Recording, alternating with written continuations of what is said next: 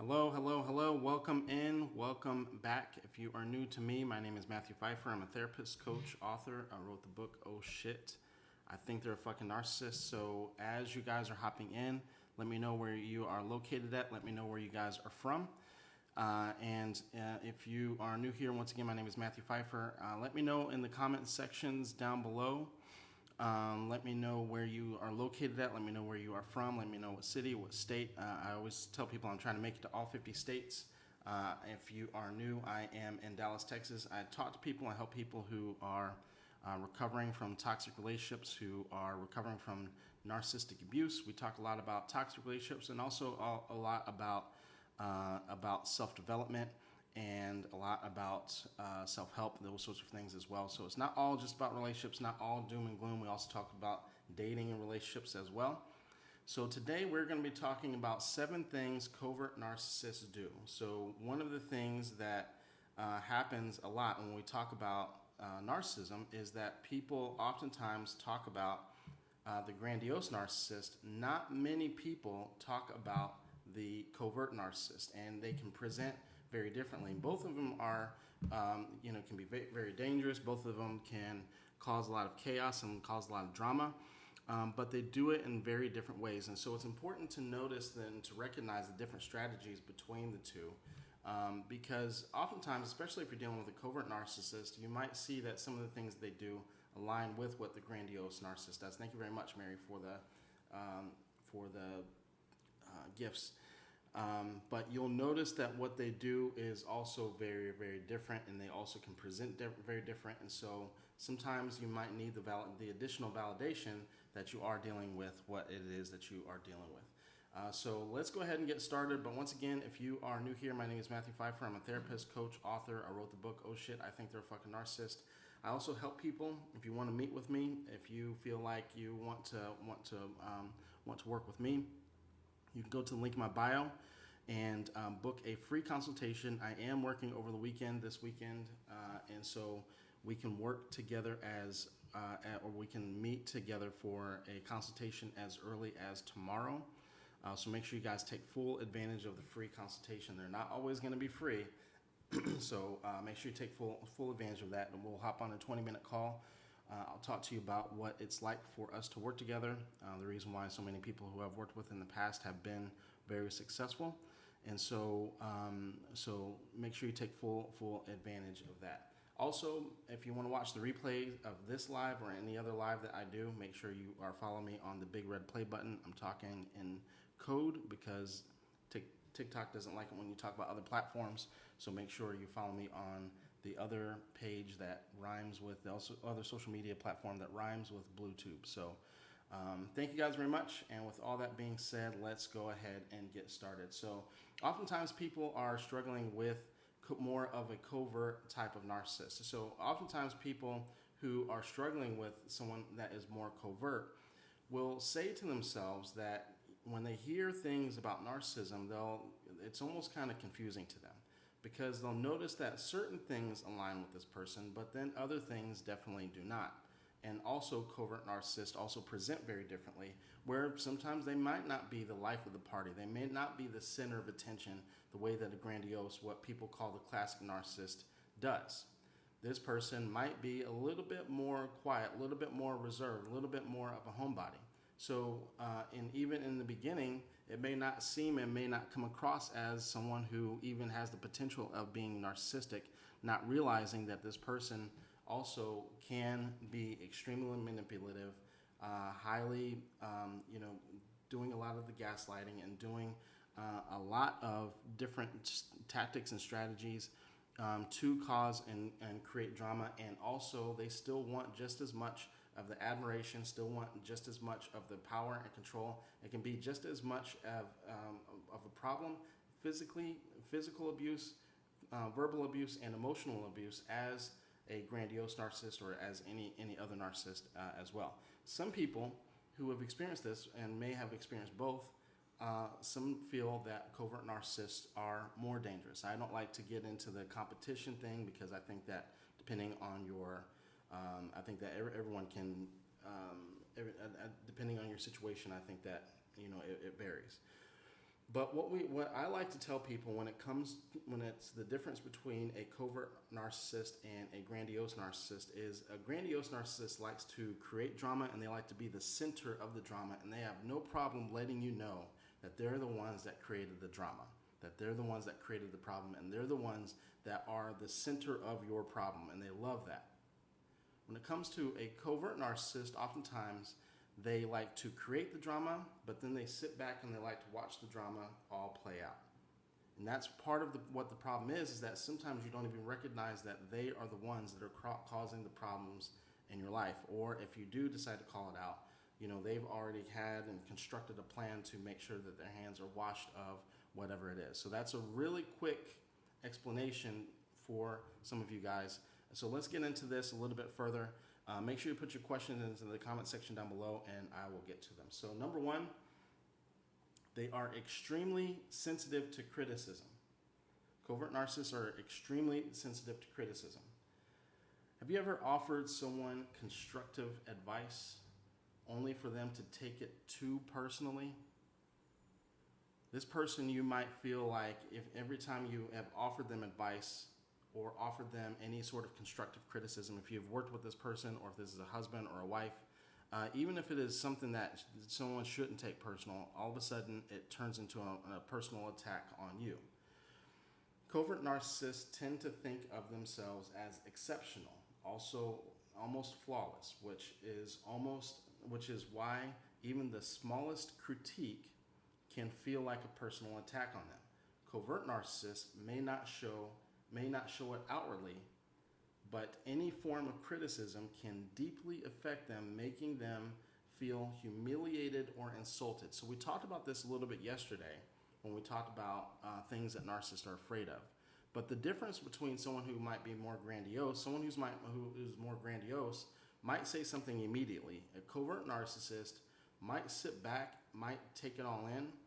They might even come across as though they are accepting of it, and then later on make it known that they didn't appreciate the criticism. And when I say they'll make it known, they will make it known, right? So it's like a delayed attack, a delayed version of revenge, a delayed, like more of a covert narcissist definitely can be more strategic, right? More tactical than what a grandiose narcissist might be, right? Might be. Right, so number one is extremely sensitive to criticism. Number two is relentless. I want to go back up to extremely sensitive to criticism, because the other thing that they can do is all of a sudden they will flip it and they will become a victim. Right, so we'll talk about that as well throughout this process as well. All of a sudden they'll become a victim, especially if this is a covert narcissist who is a mother. I did my best. I can't believe that you would ever say these things about me, right? And flip it to where you feel guilty, and there's a lot of guilt tripping that covert narcissists do as well, which we'll get into here in a little bit. So that's number one. Number one is extremely sensitive to criticism. Number two is relentless when they are told no. Relentless when they are told no. Do they persistently push even after you've said no? A narcissist needs to get their way. Narcissists need to get their way is unyielding, while a covert narcissist might come across as more polite or friendly. They won't easily accept a refusal. They focus solely on what benefits them, disregarding how their demands may affect you or others. So you might be setting a boundary with them. This is the reason why I tell people to set boundaries with people early and often on the dating scene, so then you can kind of see some of this type of behavior. They are relentless. And the problem oftentimes with people who are more covert narcissists is that they can come across as very polite, very friendly. If you are struggling with a covert narcissist, oftentimes everyone else absolutely loves them. Right? People, some of the career choices that covert narcissists might choose: pastor, teachers, principals. If you're dealing with some of these, I'm not saying that all teachers are or all pastors are, but these are the type of careers that a covert narcissist might choose. Therapists, psychologists, right? Because oftentimes these type of careers, they're not questioned, and also it puts them in a position of power over people where most people won't tell them no in these type of positions, right? Obviously, if you're a teacher, you're over children. You're a principal, you're over teachers. Pastors, you're over a congregation. Those sorts of things. What a lot of people don't understand about cults is that the cult leader oftentimes is not only a narcissist, but a covert narcissist. So if you've ever studied cults, or if you decide to study cults, if you've ever been a part of a cult, most often it's a covert narcissist is the style of narcissist that is the leader of those cults. So number 2 is relentless when they are told no, right? The other issue with that, I'm going to kind of piggyback with this, because with covert narcissists, they are very insidious about involving other people.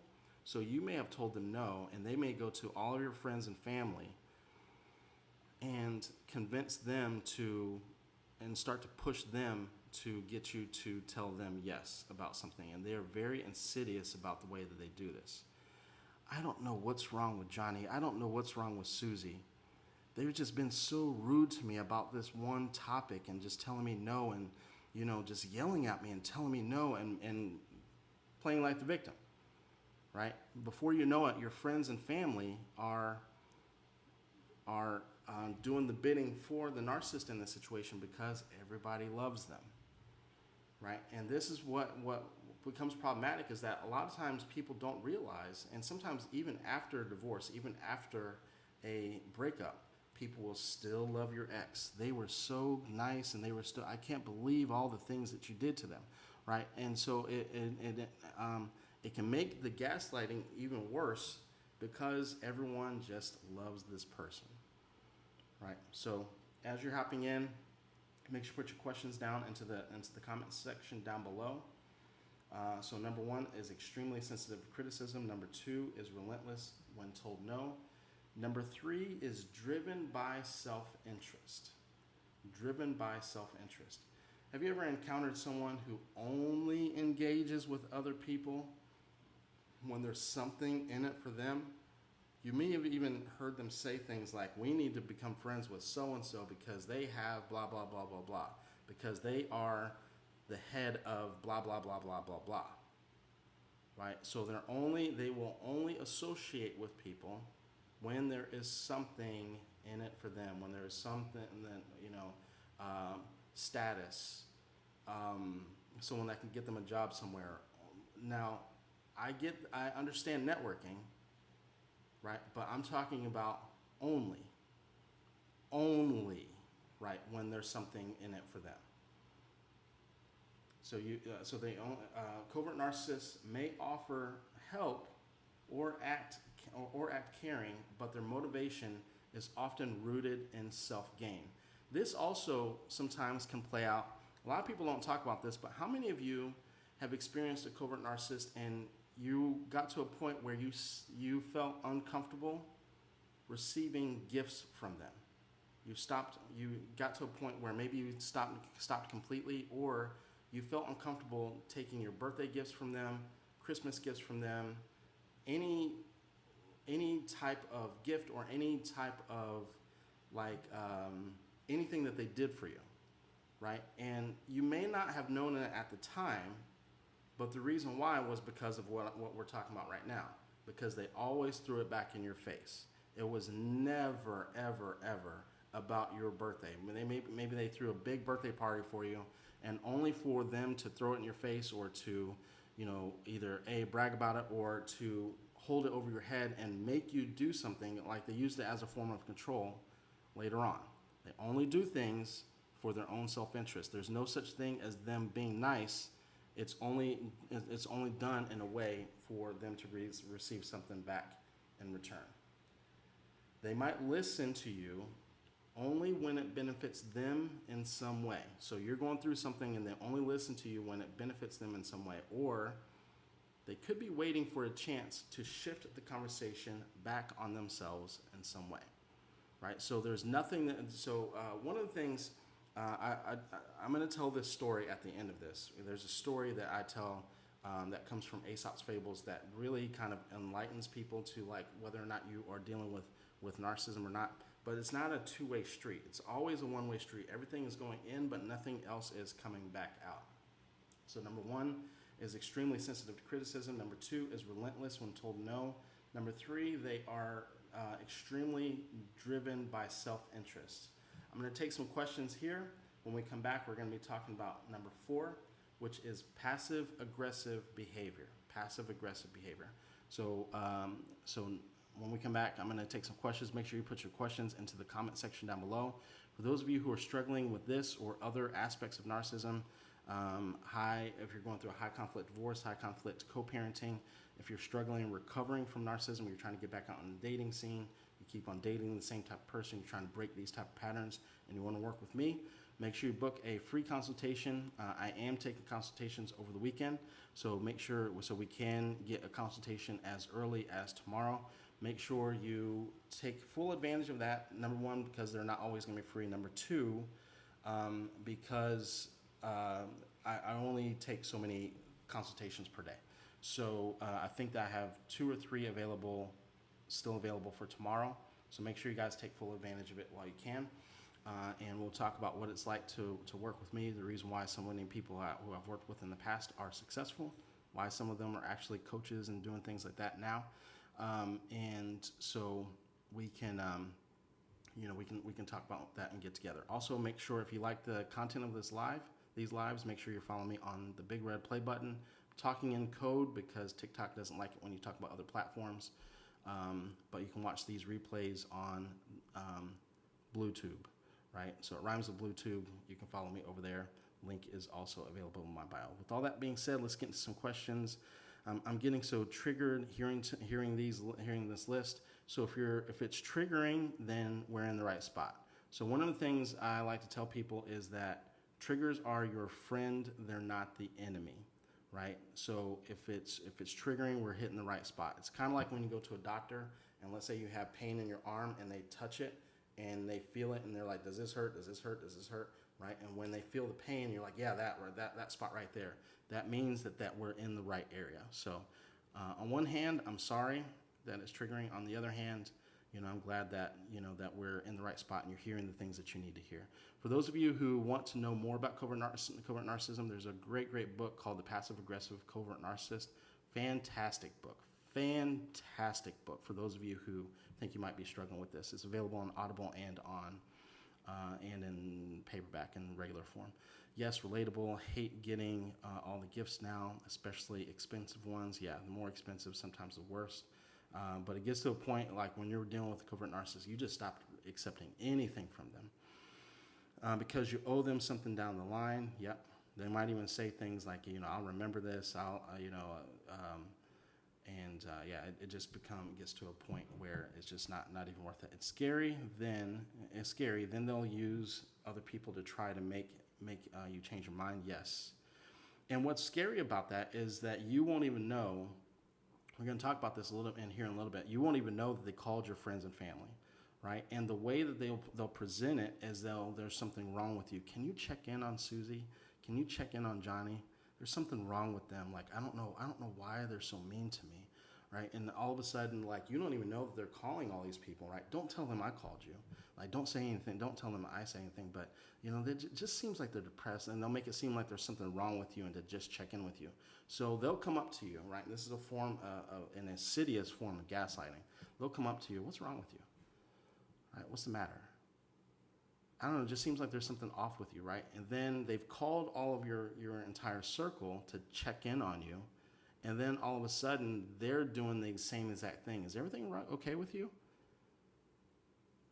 What's wrong?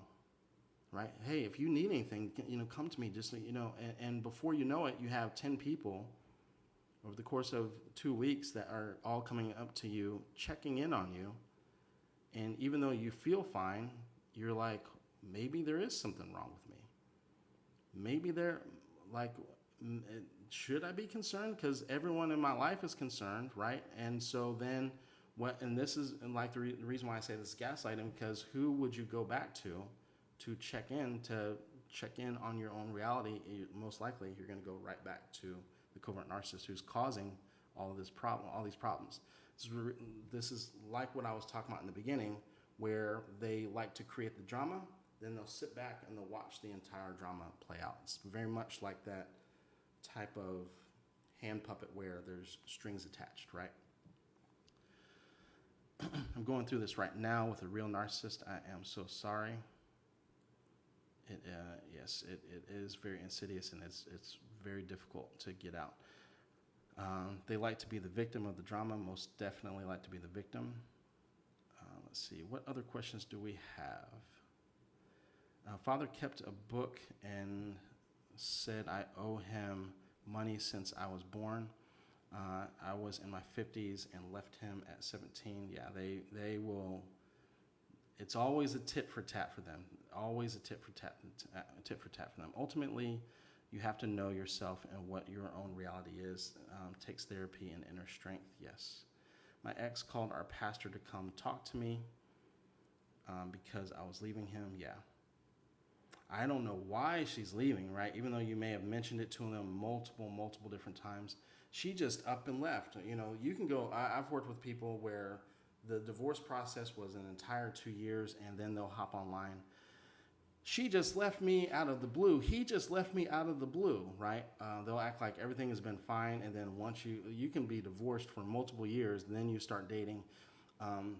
We just broke up a week ago, and they just started dating. They started dating someone already. Like, I've seen and heard just about everything, right? Cognitive dissonance really kicks in. Will it ever go away? Yes, but with work. Yes, but with work.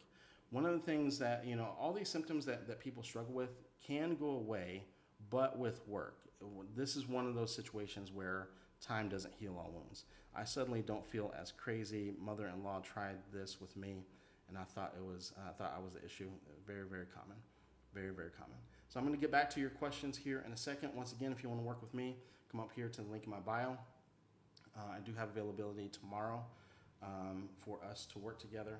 So make sure you guys take full advantage of that. We'll hop on a 20-minute call. We'll talk about what it would be like for us to work together. With all that being said, let's get back into this. So number one sign number one thing that covert narcissists do is that they're extremely sensitive to criticism. Number two, relentless when told no. Number three, driven by self-interests. And then number four, which is what we're getting into right now, they are very passive-aggressive. Now, I want to be very clear that just because someone is passive-aggressive doesn't mean that they are a covert narcissist. They also could be codependent, but covert narcissists are very passive-aggressive. Covert narcissists excel at emotional manipulation. Not that they can't be physically abusive, but they typically are more on the emotional and verbal side. Right, so they can be they excel at emotional manipulation. One of their favorite tactics is guilt tripping. Often, covert narcissists excel at emotional manipulation, often using passive-aggressive tactics to mask their true nature. One of their favorite tactics, and give me a high five if you've struggled with this, if you have experienced this, is the silent treatment. It's not that grandiose narcissists won't do this, but covert narcissists are notorious for this. Not only this, but the silent treatment will last for days, weeks, sometimes months. It's like an extreme version of the silent treatment. For instance, they may make subtle jabs disguised as jokes or given as backhanded compliments, right? So they'll sit there, jab you, make these passive-aggressive jokes. When you bring them up, like, you know, oh, I was just joking, this and that, they might also shift blame in ways that appear innocent, such as saying, if only someone had done it right. How many of you have experienced it? These behaviors allow them to maintain control while appearing less direct. And part of the problem is that you know that there's something wrong. You know that there's something wrong, and they make it known, and they want you to know that there's something wrong. But God forbid you call it out. God forbid, like, you say something. God forbid you bring it up in therapy. God forbid you bring it up to your pastor. I was just joking, and oh, I was just this, right? And it gives them the opportunity to flip it back and make it seem like they were just making a comment, or they were just joking, or they're the victim, or then all of a sudden everything just shifts in a way where all of a sudden you are the villain in the story all over again, even though you're experiencing these jabs, and oftentimes when these jabs are coming in, it's just the two of you, so there's no one to witness like what this passive aggressive behavior, the passive aggressive behavior that's happening. So number one, they're extremely sensitive to criticism. Number two, relentless when told no. Number three, driven by self-interests. Number four, very passive aggressive. Number five is that they have secret envy. Narcissists constantly compare themselves to others and feel the need to be the best.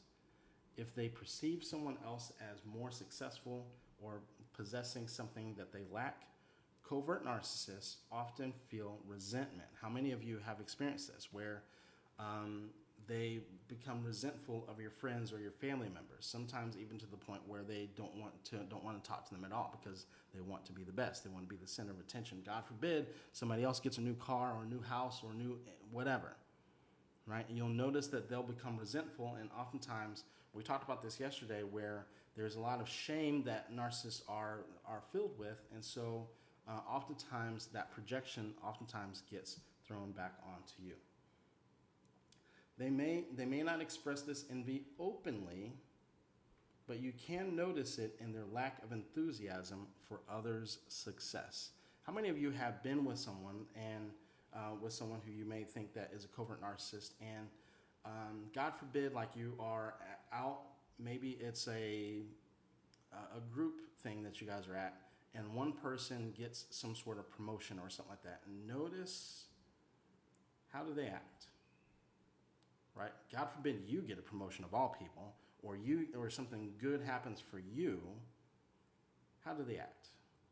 Down below. What's been your experience? Right? What happens when there's something good happens for someone in the group, someone that you know, maybe it's you, right? All of a sudden there's this competition. All of a sudden there's this, you'll notice that they'll get quiet, right? Not only is not everything about them, but they're just not the best, not the center of attention at the time. And you can, for people who've experienced it, you can almost hear and see their mind thinking, right? Sometimes in a way of, how can I break them down? Sometimes it's not openly like what I was saying, but at times it gets to a point where they have to throw something at that person. And sometimes it's you, right? Sometimes it's you, that they have to humble that person. They have to bring that person off that pedestal, right? If you have a coworker who is a covert narcissist, you know what I'm talking about, right? You're going in for a promotion, or maybe you're next in line for a promotion, or maybe you are the one that gets promoted, and that person, in a very subtle way, in a very covert way, does something to try to throw slander your way, to make it as though you're not deserving of that position, right? Bringing up issues in the past, bringing up the fact that you haven't been on the job long enough, or whatever, but doing it in a way where, even though you know it came from them, doing it in a way where they're able to sit back and watch it all play out, watching all the gossip play out, right? Even though they're clearly the ones that started it. So number 5 is secret envy. So 7 things a narcissist do. Number 1, extremely sensitive to criticism. Number 2, relentless when told no. Number 3, driven by self-interest. Number 4, passive aggressive. Number 5, we just talked about, secretly envious. Number 6, and this is a big one, they are notorious for holding grudges. And when I say they hold a grudge, that grudge can last for a long time. Covert narcissists hold grudges. Do they hold on to grudges? Do they hold on to resentments for an extended period of time? Covert narcissists struggle to forgive when they feel wronged and often harbor grudges, even against close friends and family members. Now, I think that a lot of people can feel this way, but the problem is that when we talk about people who are covert narcissists, and we talked about this yesterday, is that oftentimes it's a perceived wrong, right? So I'm going to kind of use this, I'm going to kind of piggyback what we're talking about with this holding grudges with feeling envious. They may have felt you have done something wrong to them when you got the promotion or when something good happens for you. Then they're holding a grudge for something that positively happened to you, and actually feel like you have done something wrong and hold a grudge against them. And you'll notice they're giving the silent treatment and this and that. And like, what the hell's going on, right? So it's a perceived wrong. It may not be that you actually did something to them, right? And so this holding grudges could be about almost anything. And this is where like a lot of times people are like, you know, well, Matt, can I do something to like make this work and this and that? I'm like, no, because it's like whatever it can be anything that they perceive, right? Because it's because ultimately one of the things I tell people is that narcissists love attention, but it doesn't always have to be positive attention, right? It's because a lot of it has to do with dopamine hits and things like that. And so it's just about attention, even if that's negative attention. So you could get up early one day and make it to work on time and come back and say, I had a great day, right? And even if they also had a great day, God forbid your day was greater than theirs, or if they perceive that way because you're so happy. Why are you so happy? What makes you so happy? And all of a sudden, it literally could be just about anything. And so now all of a sudden they're holding these grudges against you. They may seek subtle forms of revenge, and this is where it becomes problematic, right? Because it's not just holding on to a grudge; they have to get back at you, right? Because it causes what's called a narcissistic injury. So for those of you who are not familiar with a narcissistic injury, anything that all narcissists, not just covert narcissists, are extremely sensitive. So anything that causes an injury against that ego, they feel like they have to get you back. Right? So they're holding these grudges, and these grudges might last for days, weeks, months, even years. And they feel like they're entitled to get you back. They may feel subtle forms of revenge, spreading rumors, attempting to damage your reputation of those who they feel have hurt them. Now, and again, I can't stress this enough, it may not be a direct hurt. It might just be, how many of you are completely divorced, might be completely broken up, and you don't even like sharing good, positive things that have happened to you online, or the fact that you're dating someone new because your covert narcissistic ex will do something to try to punish you for something good that's happening in your life, right? Because they don't want you to be better than them. So how many of you might have, and you got to a point where you didn't like even sharing good things that happened to you at work, right? The fact that someone bought you coffee or whatever, that you got a promotion, a raise, or anything like that, because even though you may not have known what I'm talking about, you experienced it to a point where you're like, I'm not going to share this with them. They're going to punish me for it, right? And you might even explain this to someone, and so there's therapists that don't even understand this, and so you might even have explained this to a therapist or to a friend or a family member, and they might even say to you, why would they ever do that? Why would your husband or wife punish you for you getting a promotion? And for people who don't understand this, it does sound weird. It's because it is, but it really does actually happen, right? And the problem in a lot of these situations, and especially if you're doing couples therapy, of course, it's very easy for someone to try to downplay it. Like, this is my husband, this is my wife. Why would I ever hate the fact that it benefits the entire family for them to get a promotion, for them to do well, or for them to lose weight? But your experience with that behind closed doors is completely different. We talked about this yesterday. The difference between shame and guilt. They don't feel guilty for what they do. They definitely will downplay it to not have the shame, right? Because they don't like being exposed. We also talked yesterday, covert narcissists are notorious right? For if you're ever in couples therapy with a narcissist, for coaching you on the way to therapy on what to tell them or what to share and what not to share, right? And God forbid you say something that they've done wrong. One of the other things about covert narcissists that they'll do, if you do happen to get them into therapy, so covert narcissists definitely will go to therapy, right? Now, whether they will, and one of the things that they do is that, like, the things that you're supposed to work on, let's say that you go to therapy one day, and then let's say that you say that they don't help out around the house. They won't do anything that entire week, and then 10 minutes before therapy, clean up everything, right? Then you'll go to therapy, and you're like, yeah, it's still kind of an issue. What? I just washed the dishes today. I just did this, and this person just doesn't acknowledge the good that I do. And is that true? Right? And then all of a sudden, like, yeah, they did do the dishes. Well, you should give them a little bit more credit and a little bit more grace and this and that. Yeah, and then it's hard to explain the behavior of what it is that they're doing, like that they're literally not doing anything, but they're only doing it for, to play a game in therapy, right?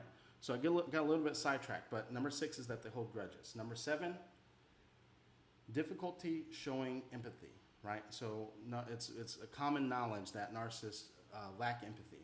But let's get into it. Let's get a quick rundown, and then we'll talk about them showing empathy. So number 1 of things that covert narcissists do is that they're extremely sensitive to criticism. Number 2, relentless when told no.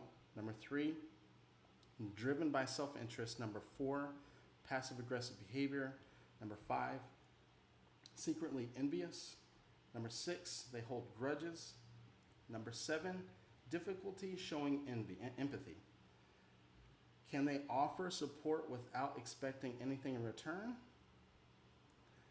A key way to spot a covert narcissist is by observing their actions rather than their words. While they might act like they care, covert narcissists oftentimes lack true empathy. Their apologies and words of concern may feel hollow because their focus remains on themselves, not the well-being of others. So you could be hurt. I've worked with people who were literally sick with the flu, I don't even want to say the C word because it'll get the live banned and weird stuff will start happening. But you could be sick. You could be in the hospital, right? And a covert narcissist will somehow make that about them. So earlier when I talked about how you can't receive gifts from a covert narcissist without them wanting something in return, that also includes like you being sick. So you'll be in the hospital. The day that you get out, well, you got to take care of everything because like I took care of everything like while you were away. So like you were on vacation while you were in the hospital. So like, you take care of the kids. Like you could still be recovering, right, from a surgery, from this or from that.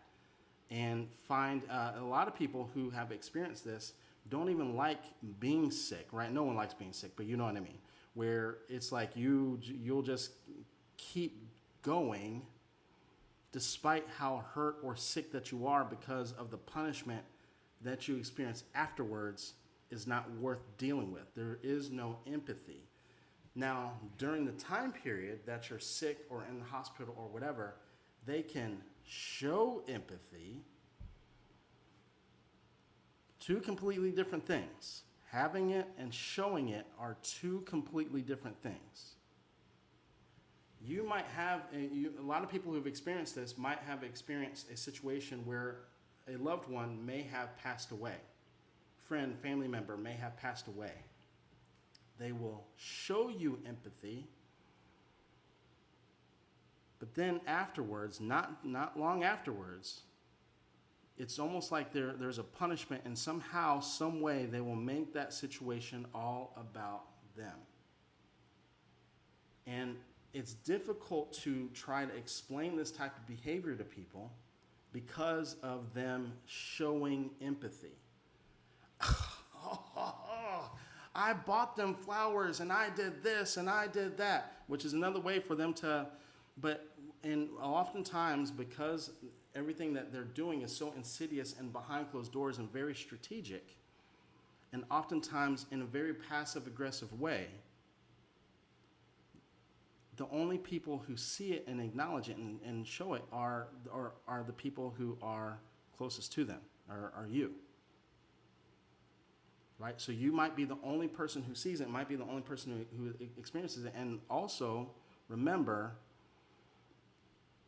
oftentimes covert narcissists oftentimes have different type of positions. They're not, so oftentimes like with the grandiose narcissist, people see it a mile away, and oftentimes your friends and family members don't like them. Oftentimes, not every time. But it's common for people to see the grandiose narcissist a mile away and not like them. Not so much, not very true when it comes to a covert narcissist. Oftentimes they are very loved by other people. Oftentimes they are very loved by your friends and family members.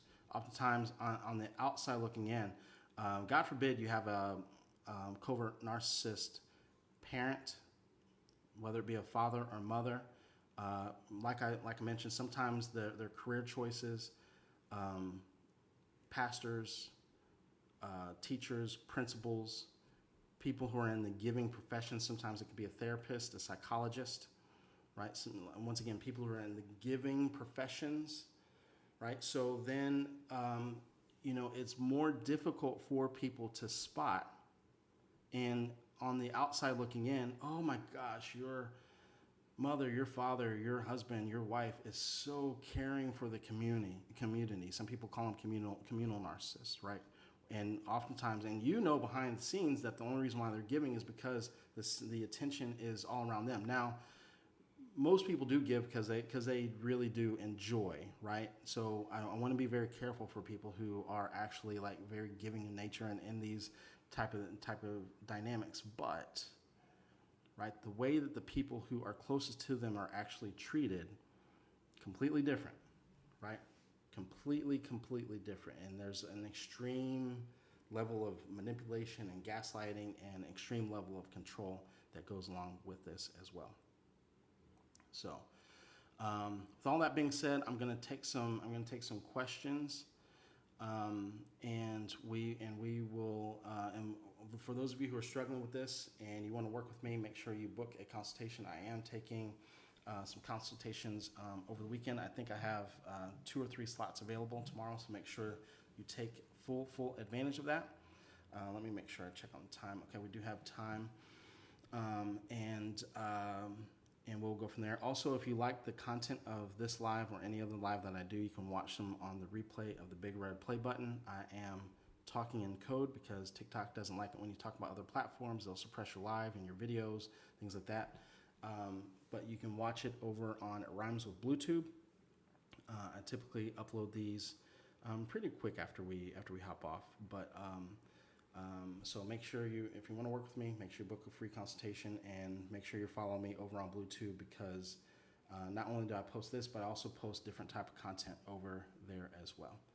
Thank you very much for the follows. I really appreciate it. Let's get into some questions before we hop off. He uses all these scare tactics. Yes.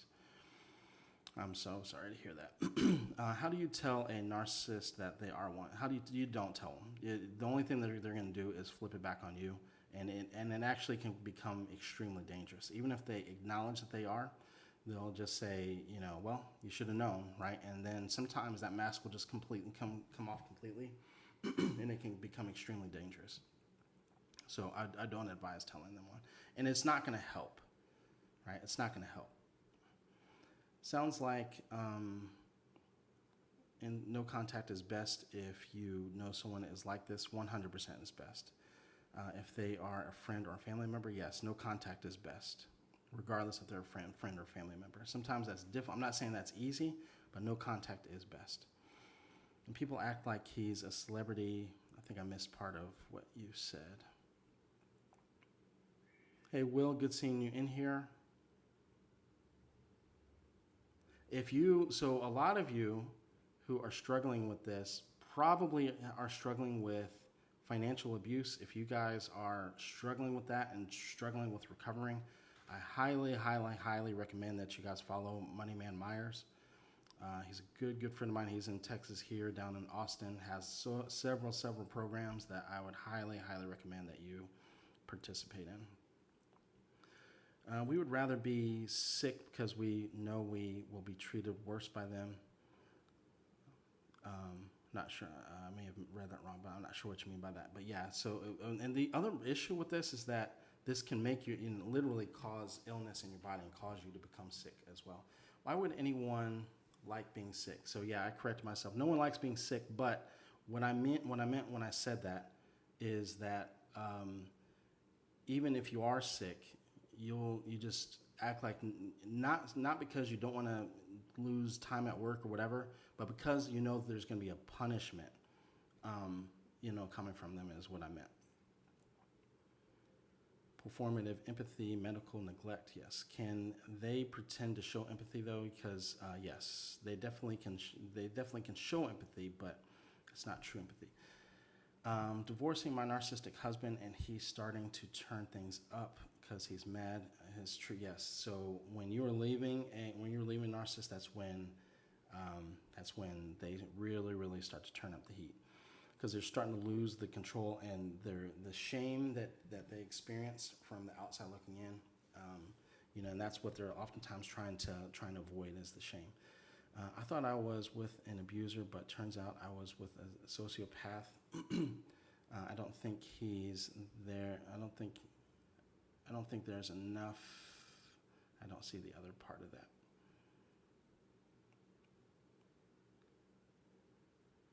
Let's see. What about when it's your mother? Sometimes we have to make very difficult decisions when it's friends and when it's family members, because they can still be very dangerous and it can still be very problematic. One of the things I tell people, so it is a little bit different when it's family members versus a romantic partner.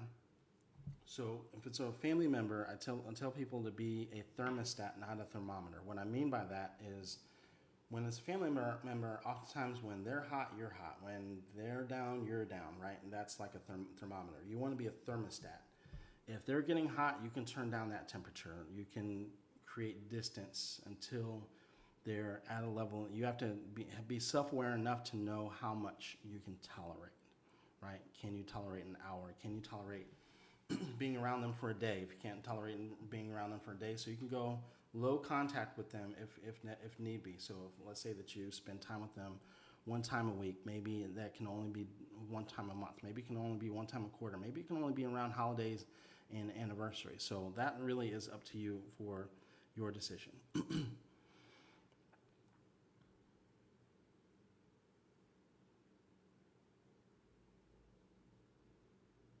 My daughter isn't very sick, and the doctor said it's due to anxiety and stress, and I didn't realize that my body will reflect this.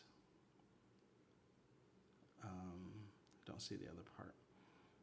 I can't tolerate being around them physically, and even phone calls are starting to be a challenge. Sometimes it's necessary to go no contact with your family.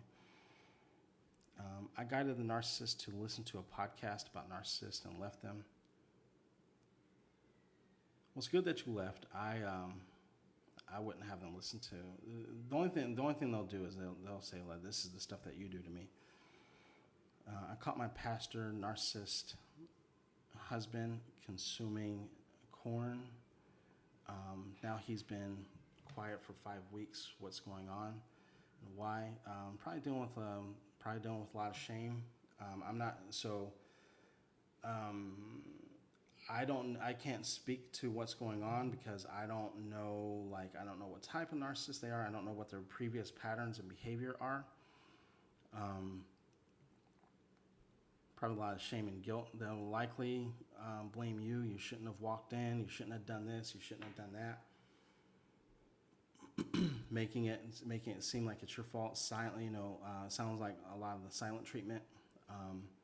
And if it's more of a covert narcissist, there could be some revenge coming. How do I tell him I'm moving out? I have no contact. However, I began taking stuff out already. I don't have enough context. So for those of you who need to give me more context, don't forget you can email me and I'll answer in a video. Make sure, so email me at justaskmatt@mattpfeiffercoaching.com. Again, that is justaskmatt@mattpfeiffercoaching.com. Make sure you keep the email 2 to 3 paragraphs max. Be very direct and to the point of what your question actually is. If it's too long, if it's too lengthy, or if I don't understand what you're asking, I won't be able to answer it. And also give me several days to answer it, because I do get a lot of emails, but I'll answer it over on the big red play button.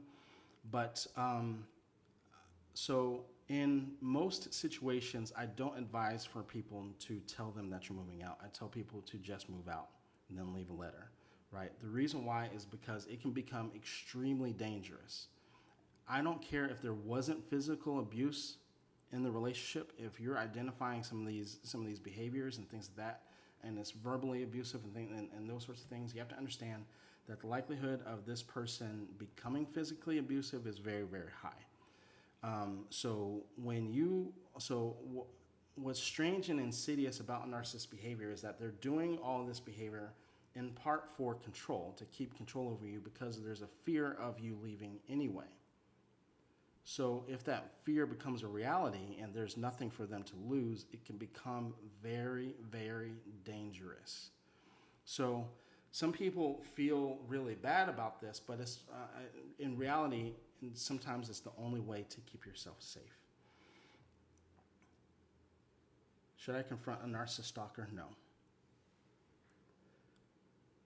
Do narcissists know that they are one, and what they know that they think differently, but they may not know exactly that they are a narcissist, but they know that they think differently.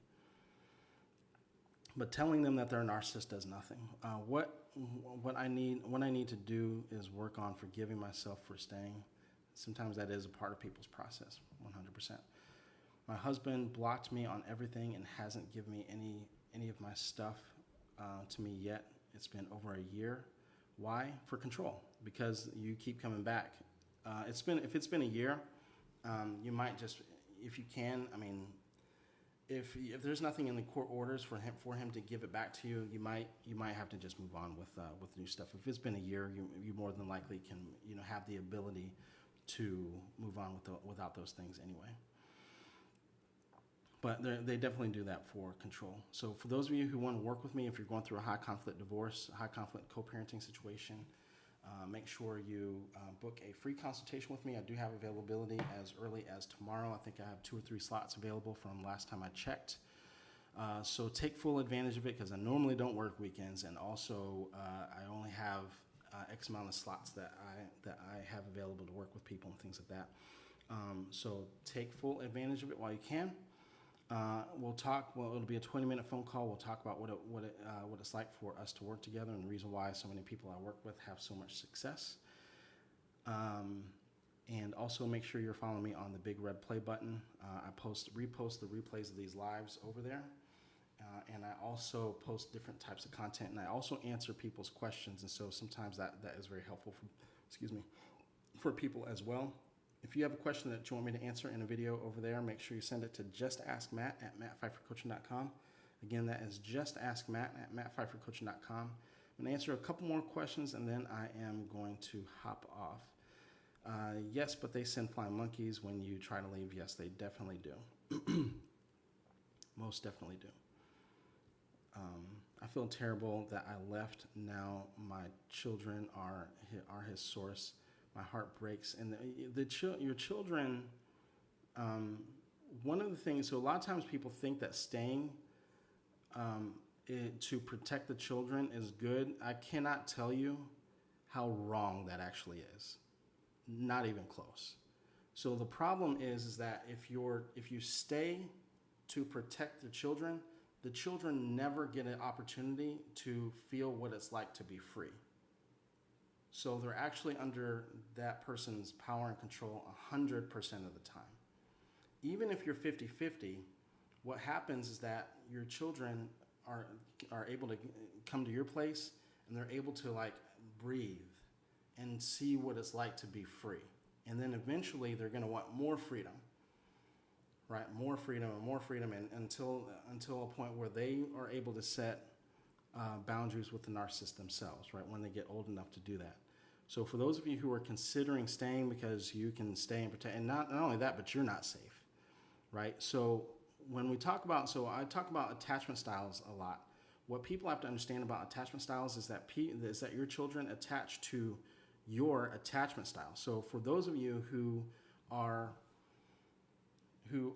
like in cognitive dissonance, right, and how you feel, that is being projected onto your children as you are staying. Like this, like how you are stuck in fight or flight, feel like you're walking on eggshells. Your children are experiencing that. So if you don't leave and heal and things like that, they don't ever experience freedom. And so that walking on eggshells feeling that you feel, they eventually feel that themselves also and think that that is normal. So then guess what happens? Right? The generational trauma gets passed down. What type of relationship do they think is normal? What type of relationship do they think that they should attach to? Right? They attach to someone who makes them feel like I'm walking on eggshells. They think that it's normal.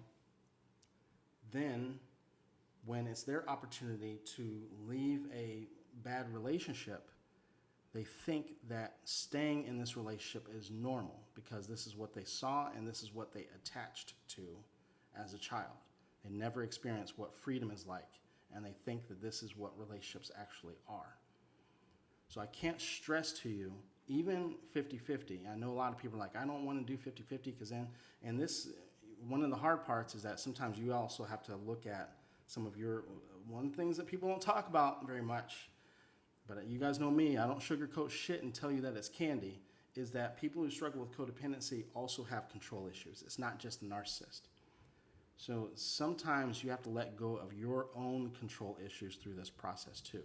A lot of people find out when they do leave and they do go 50-50. And I'm not saying that that's what you agree to or anything like that. Each situation is different. But a lot of times what people find out is that when the narcissist loses control, then they'll just give you, even if you agree to 50-50 in court, they'll just end up giving the kids over to you anyway because they don't want to deal with it. Happens quite a bit. I'm not saying it's going to happen in your situation. Every single situation is different, but I've seen that happen a lot. Our children see the cognitive dissonance in our negative reaction behaviors as well, most definitely. Healing from that. Hello, Matt. Hey, Laura. Good seeing you in here. Toxic is their norm. Not only is it their norm, but it's literally pumped through their body, right? So they see it, they feel it, they experience it. So I can't stress to you like how important it is. I'm going to give you an example because a lot of you have actually experienced this and didn't even know this. How many of you can't figure out why you, or maybe it's not you, maybe it's a friend or a family member, but sometimes it's you, why you're a badass when it comes to work, when it comes to business, but you can't duplicate that success when it comes to your personal life. That your personal life sucks. Your dating life sucks. The people you choose suck. But when it comes to work stuff, when it comes to when it comes to building a business, when it comes to promotions, when it comes to school, you're fantastic. Straight A's, this and that, blah, blah, blah. Does anyone know why that is? Right? Has anyone ever told you guys why that is? They haven't. I'm about to tell you. Right? For some of you, you grew up in a situation where your family life was chaotic. Right? As a child, family life was chaotic. You had no structure at home, or very little structure at home, and maybe you were the one that had to take care of everybody at home. More than likely, you were the oldest child. More than likely. It doesn't have to be like that, but more than likely. So at school, there was structure growing up. And so you were able to thrive in the structure, and oftentimes you also felt like it was your responsibility to cover and mask what was going on at home by being an exemplary student athlete, band, whatever other activities that you did. And so you wanted to mask the things that were going on at home. And sometimes it was just a relief, a breath of fresh air. Like, I can thrive. I can be myself here at school. I can be myself at my friend's house. Right? I can show who I really am. I can thrive in these environments where there is structure. and I don't have to take on so much stuff here, right? I can just be myself. I can just focus in on the grades, and sometimes even focusing in on the test and on the work and on whatever, on sports, on basketball, football, soccer, whatever it is. Or even if you didn't do anything, I can focus in on my friend group. And sometimes even if you didn't do anything there, right, you thrived in social settings, right? Thrived at lunch or being the class clown or whatever. But at home, completely different circumstance. Well, as an adult, you're used to those patterns. At work, this is where I thrive. At home, like, there is no structure, and I'm used to taking care of someone, so I'm going to adopt and I'm going to date people who I have to take care of, who don't have their life together, who don't have all this, but at least I have all this that I can take care of you, right? Someone who lacks structure and lacks things themselves, right? And so you're attaching to people who remind you of that dynamic, that dichotomy that you experienced growing up. All those things can be healed and things like that and can be worked through, but it's oftentimes why those dynamics happen. Hold on, I got to verify myself real quick. So that's the reason why those dynamics oftentimes happen. I tell you that because of what I was telling you, that some of your children might be experiencing the same thing. They don't experience freedom. The freedom that they experience the only freedom they experience might be at their friend's house or might be at school. If you can help it, give them more freedom by leaving these type of situations, so they have freedom at school. They also have freedom with you. Yeah, they have to deal with your ex every once in a while, right? Maybe even 50%, but they also have 75% of freedom. Brilliant stuff. Thank you very much. Thank you very much. At home is dysfunctional. Wow, nailed it. Art, music. Hey, Carl, good seeing you in here. Thank you very much for moderating. This was something they had control over. I was the oldest child. Yeah, a lot of people who are in those certain, not every time, but a lot of times they're the oldest child. I think I used to do some content about those different dynamics. I think I'm gonna have to bring that content back around again. I'll have to do it in a different way, refresh it a little bit. Our children see the cognitive. Oh yeah, I answered that a little bit ago. Hey Jason, good seeing you in here. I was the youngest black sheep, always bullied at school. That happens sometimes too. Yeah, and I think I'm gonna do some content. I've been thinking about that anyway, so I think I'm gonna do some content about that. Thank you guys very much. That is my time. I am going to hop off. I appreciate all of you guys. Don't forget, you can book a consultation, free consultation. We'll talk about what it would be like for us to work together. I do have availability tomorrow. I don't normally work weekends. I just have some free time tomorrow, this upcoming weekend. So let's meet for a free consultation. We'll talk about what it would be like for us to work together to see if it's a good fit. Also, don't forget to follow me on the big red play button. I'm talking in code. That is the YT channel, rhymes with BlueTube. You can also send questions over there. Email me and I'll answer questions in a video response. Email it to justaskmatt@mattpfeiffercoaching.com, justaskmatt@mattpfeiffercoaching.com. Give me a good amount of nuance, but keep the emails 2 to 3 paragraphs max. Be very direct and to the point of what your question actually is. If it's too long, if it's too lengthy, unfortunately, I will not be able to get to it. Also, make sure that you, the replays of these lives will also be over there as well. I also put out different content. I'm not as restricted over there. That's the reason why I'm trying to push over there. I'm not as restricted. I can say the things that I want. I can talk about. You can't even say the word that starts with the A and rhymes with use on over here without sometimes it getting like banned and things like that. Like, I love this platform because this is where I grew and I have most of my followers over here. And at the same time, I hate all the restrictions. I like being able to just say what I want, say what's going on, and talk for real. There's so many different things, like when it comes to like SA and things like that. Like, I can't talk about. A lot of people experience where this is something I'm talking code, but this is something that's also very common with narcissism, where they use what's called chemical manipulation, right? Where they will put something in a drink. People know this in terms of date, great, here I am talking in code. But a lot of people don't talk about this when it comes to a husband doing this to their wife or their wife doing this to their husband. It's not talked about enough, even though we can make an argument that it's actually more common. So, and then they'll record, they'll exploit, they'll do all sorts of different things while you're in that sedated state. These are things I can't talk about on TikTok, but it happens frequently to people who are in these type of situations. So I also really can't really go into detail about covert narcissists, about how this turns into religious trauma oftentimes. Live gets banned, and because it turns into hate speech and all this kind of stuff, even though all we're doing is educating.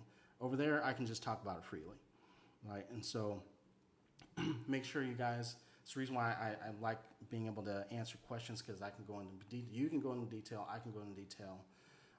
I'll keep everything confidential, even if you, because I was trained in confidentiality. Sometimes you might say something that kind of lets people know where you're at or who you are and things like that, but I make sure I word it in a way where we keep things confidential.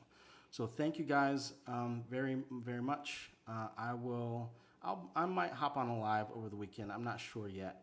But for those of you who are new to me, I go live every Monday through Friday, 9 a.m. Central. Every once in a while, I kind of do a bonus round in the evening or over the weekend. That's just kind of random or sporadic. But if you hit the bell notification, it'll notify you whenever I go live.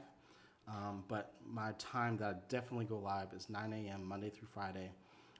So with that being said, thank you guys very much. If you need a consultation, book it. It is linked in my bio. We'll hop on a 20-minute call. We'll see if it's a good fit for us to work together. I'll talk to you about what it's like for